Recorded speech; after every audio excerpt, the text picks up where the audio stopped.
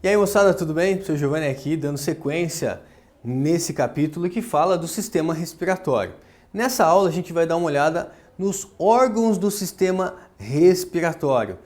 Vem comigo? Então vamos dar uma olhada lá como que organiza, né? E quais são os órgãos que participam aí do nosso sistema respiratório, né? Então, falando de uma fisiologia agora humana, tá? Bora lá. Quando eu falo de sistema respiratório humano, é importante você saber então que a cavidade nasal, né, as narinas fazem parte do sistema respiratório.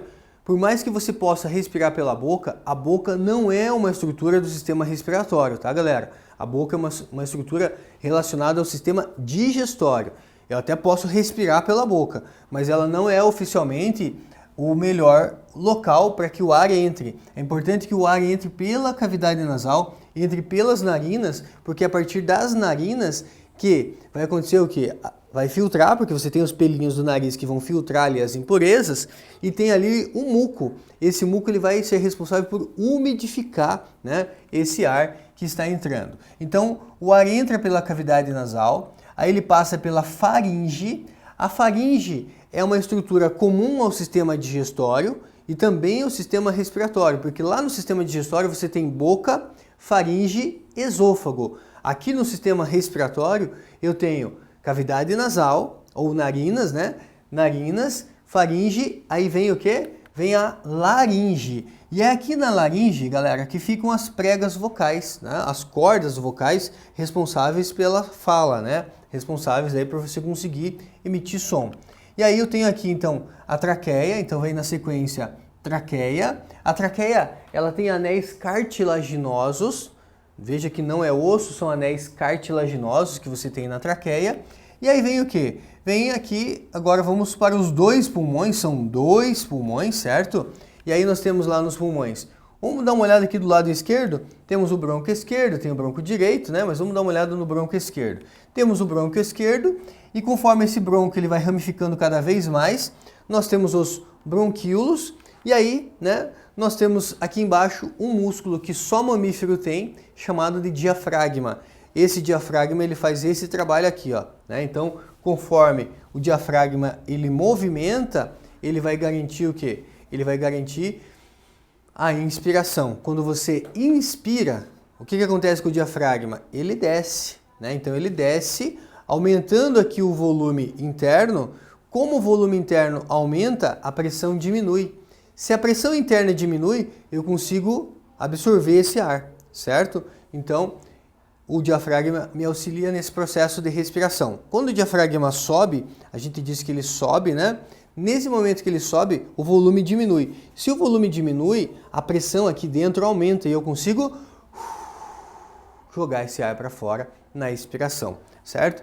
Diafragma, um músculo, gente, bem importante para a galera aí que canta, né? Os cantores que conseguem atingir notas assim muito altas, né? Ou cantar por um tempo, às vezes fala, caramba, como que o cara conseguiu atingir aquela nota? Ou conseguiu ficar vários, né, ali segundos em uma determinada nota.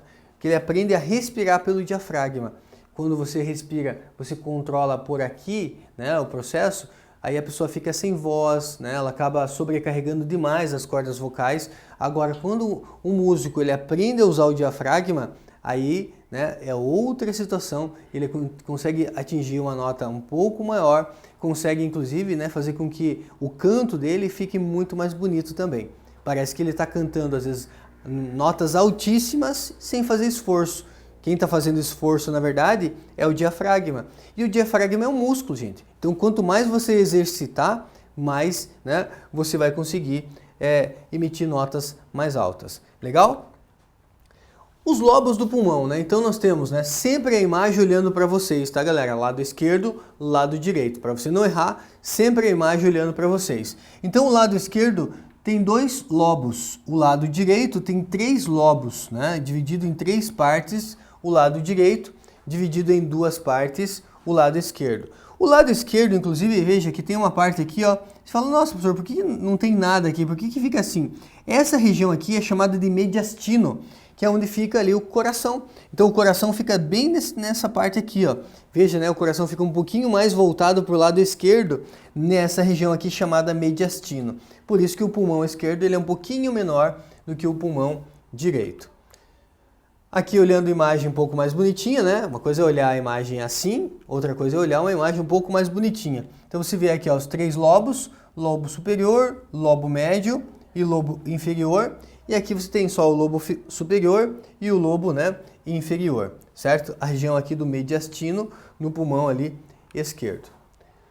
Em relação, né, à anatomia, se a gente pegar aqui então, olha só, né? Eu vou ter ali o quê? O primeiro brônquio, vem ali a traqueia, né? O primeiro brônquio, vem o segundo brônquio, vem o terceiro brônquio, veja que ele vai ramificando cada vez mais, até chegar ali bronquíolo, e aí chega aqui onde? No final do bronquíolo e chega nos alvéolos. Galera, é na região do alvéolo que vai acontecer o processo de hematose, que vai acontecer o processo de trocas gasosas, tá? Então lembre-se disso.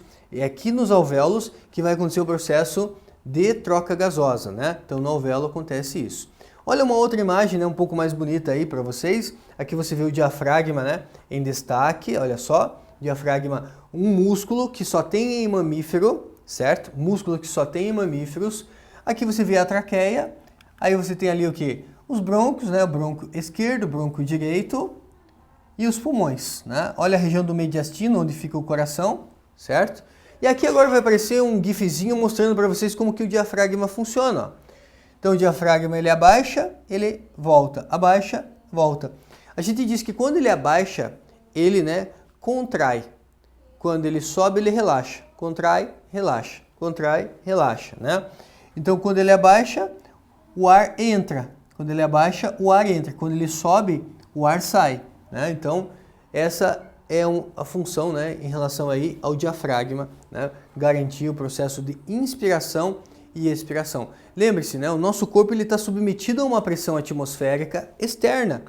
Então eu só consigo jogar o ar para fora porque o diafragma sobe.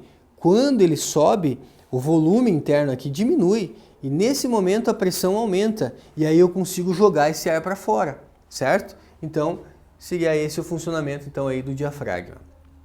Aqui você vê dois, né, pulmões bem sadios, né, dois pulmões aí bem sadios, numa coloração assim impecável.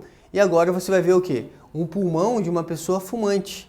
Então olha a comparação aqui, galera. Um pulmão sadio, pulmão é tipo uma bexiga, né, que ele consegue assim comprimir e dilatar, comprime e dilata, ou seja, enche de ar e, né, esvazia.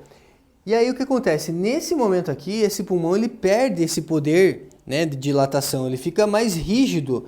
Então, por exemplo, uma pessoa que tem um pulmão já no estágio desse daqui, é uma pessoa que você vai conversar com ela, você percebe que ela está assim, né, ofegante, ela está com falta de ar, porque o pulmão, imagine, né, uma bexiga meio endurecida, ela não tem a mesma elasticidade, um pulmão desse tipo aqui, tá?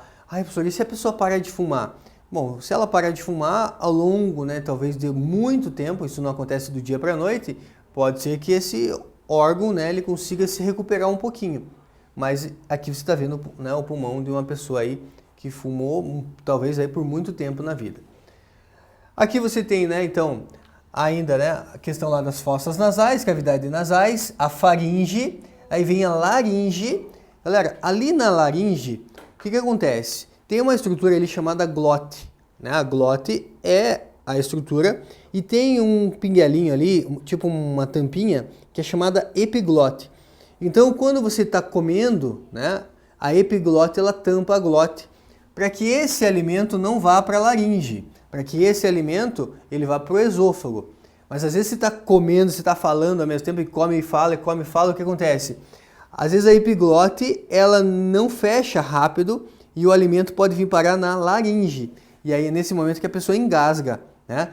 E aí qual é a segunda reação depois do engasgo? É ela tossir. E nesse tossir, ela muitas vezes joga para fora aquele elemento que ficou, né, preso ali na laringe. Beleza?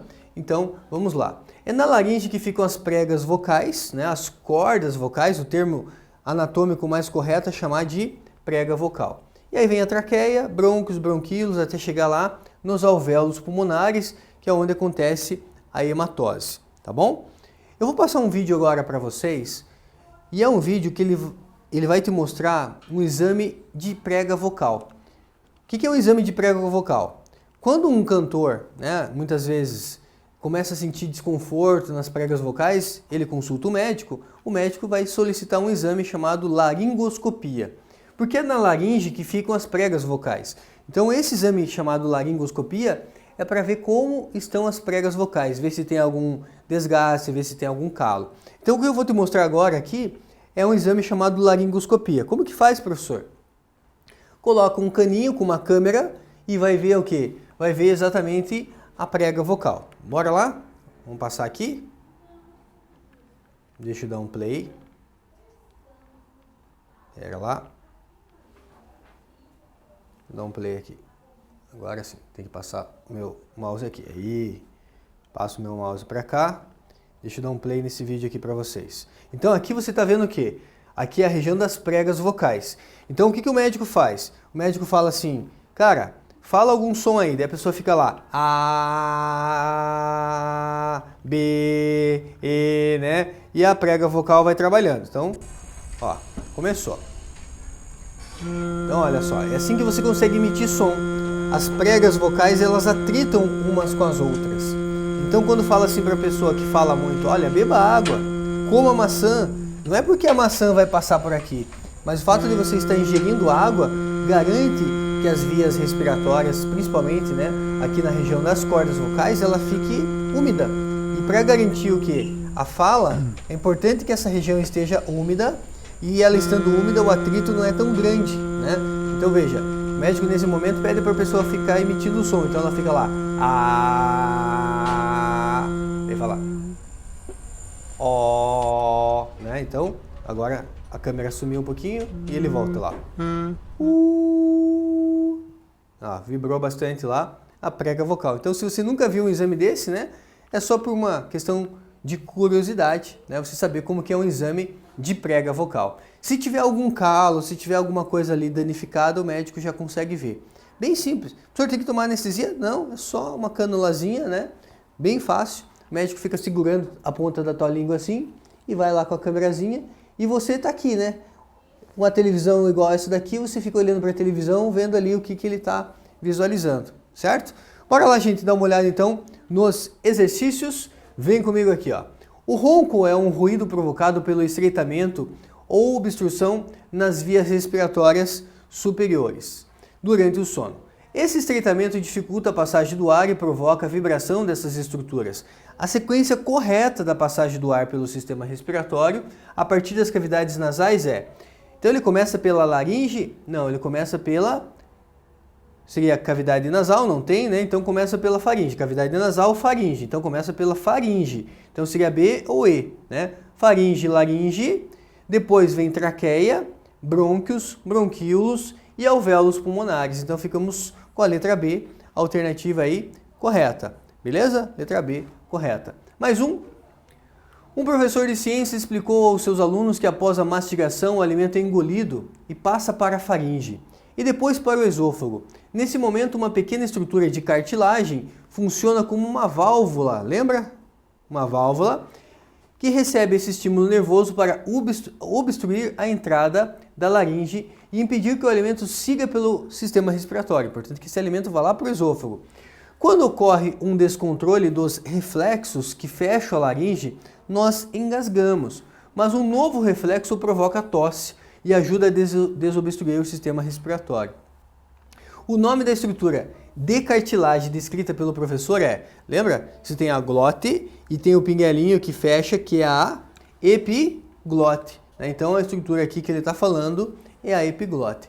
Fechamos assim, meus queridos, mais uma aula aí de sistema respiratório. Até o nosso próximo encontro. Um grande abraço. Tchau!